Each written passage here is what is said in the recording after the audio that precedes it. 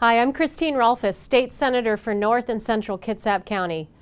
The natural beauty of Washington is one of the reasons I love living here, and one of the reasons I work hard to come up with legislation that will protect the beauty of our state. But it's also important that the legislature pass laws that protect the jobs of the people who live here.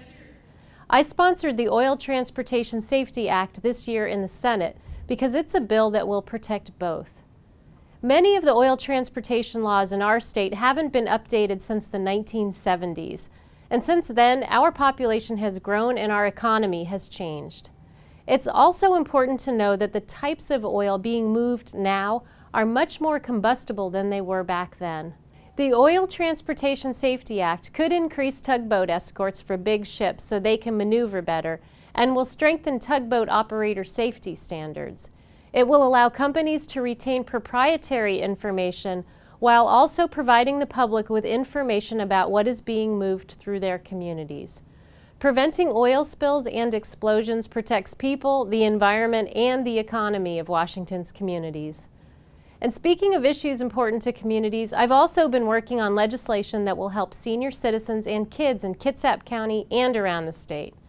There have been good consumer protection laws passed since 2009 that ensure transparency in long-term care insurance. That's the kind of insurance you need for nursing homes, home health care, assisted living. But policies that were sold before 2009 do not have those same protections. I've sponsored a bill this year that will apply those same protections to policies that were purchased before 2009.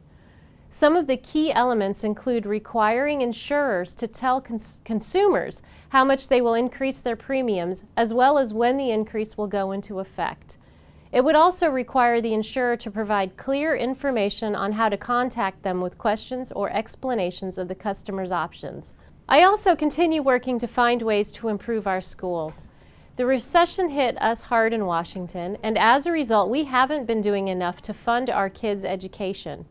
By cutting money that goes to buildings and transportation, as well as underfunding accountability reforms and teacher salaries, basic education in Washington is suffering.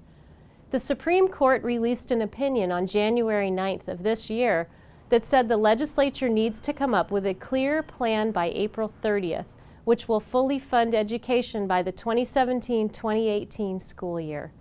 I'll be working with my colleagues in the Senate, House, and the Governor's office through April to craft a solution to this fundamental issue.